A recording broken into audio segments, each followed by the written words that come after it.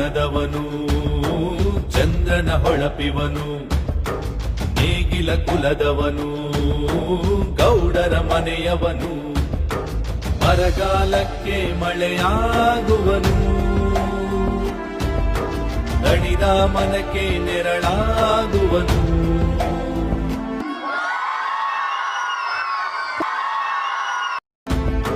ಬಡವರ ಮನೆಗೆ ಇವನೇ ಸೂರು ಅಳಿಯದೆ ಇರಲಿ